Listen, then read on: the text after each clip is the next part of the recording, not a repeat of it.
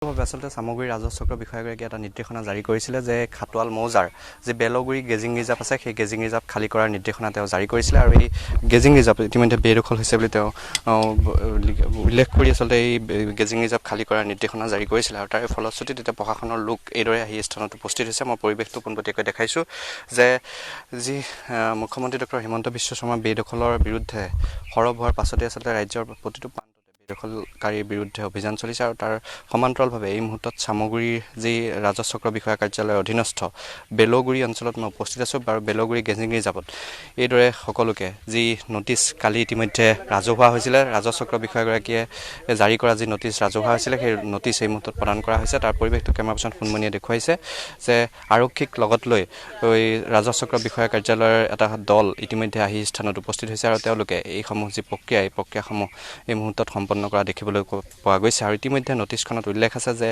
এই যি নটিচ জাৰি কৰা হৈছে এই নটিচ জাৰি কৰাৰ পাছতো যদি তেওঁলোকে ঘৰ তথা খেতি মাটি খালী নকৰে তেনেহ'লে পৰৱৰ্তী নিৰ্দেশনা জাৰি কৰা নহ'ব আৰু ভূমি আইন মতে যি ব্যৱস্থা সেই ব্যৱস্থা গ্ৰহণ কৰা হ'ব সেই কথা ইতিমধ্যে তাত উল্লেখ আছে। আৰু তাৰ পৰিৱেশটো মই পোনপটীয়াকৈ দেখাইছোঁ। পুৱাৰ ভাগতো আমি সেই পৰিৱেশ দেখাইছিলোঁ আৰু এই মুহূৰ্তত দেখাইছোঁ যে এইদৰে সকলোকে বৰ্তমান যি চহী সেই চহী কৰোৱা হৈছে আৰু চহী কৰাই এইদৰে আগবঢ়া হৈছে। ৰাজহ চক্ৰ বিষয়াগৰাকীৰ সেই নিৰ্দেশনাৰ পাছতে এইদৰে আগবাঢ়িছে। মোৰ লগত মণ্ডলগৰাকী উপস্থিত আছে। আপোনালোকে নটিচ দিছে নেকি? হয় হয়, নটিচ দিয়া আছে। এইটো কিমান মাটি ইয়াত বেদখল হৈ আছে? বেদখল আপোনাৰ 389 বিঘা। কিমান ঘৰৰ মানুহ আছে?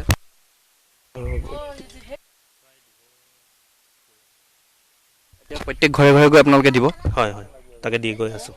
ভাৱে আছিলে চামগুৰি ৰাজহ চক্ৰ বিষয়া কাৰ্যালয়ৰ কৰ্মচাৰী আৰু তেওঁ ইতিমধ্যে উল্লেখ কৰিছে যে প্ৰত্যেক ঘৰে ঘৰে গৈ এইদৰে তেওঁলোকে যিসমূহ নটিচ সেই নটিচসমূহ দিব আৰু দিয়াৰ পাছত এটা সময় নিৰ্ধাৰণ কৰি দিয়া হ'ব আৰু সেই সময়সীমাৰ পাছতো যদি তেওঁলোকে এই স্থান নেৰে তেতিয়াহ'লে ভূমি আইন মতে যি ব্যৱস্থা সেই ব্যৱস্থা গ্ৰহণ কৰা হ'ব। তাৰ পৰিৱেশটো পোনপটীয়াকৈ দেখাইছোঁ যে এইদৰে প্ৰতি চোতালে গৈ তেওঁলোকে বৰ্তমান মুহূৰ্তত যি সেই নটিচ দিয়াৰ যি ব্যৱস্থা সেই ব্যৱস্থা কৰিছে।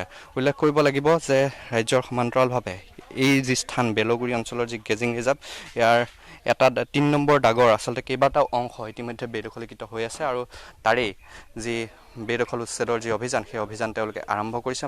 পৰিৱেশটো মই পোনপটীয়াকৈ দেখাইছোঁ যে এই ধৰণে এই মুহূৰ্তত সকলো এই স্থানলৈ আহি বিষয়া কৰ্মচাৰী সকলো এই স্থানলৈ আহি তেওঁলোকৰ যিসমূহ কৰিবলগীয়া কাম সেই কৰিবলগীয়া কামসমূহ এই মুহূৰ্তত কৰা দেখিবলৈ পোৱা গৈছে আৰু সকলোৰে নটিচখন দিয়াৰ পাছত সকলোৰে পৰা এইদৰে চহী কৰাই লোৱা দেখিবলৈ পোৱা গৈছে। আৰু তাৰ আপোনাক এই মুহূৰ্তত ধন্যবাদ জ্ঞাপন কৰিছোঁ।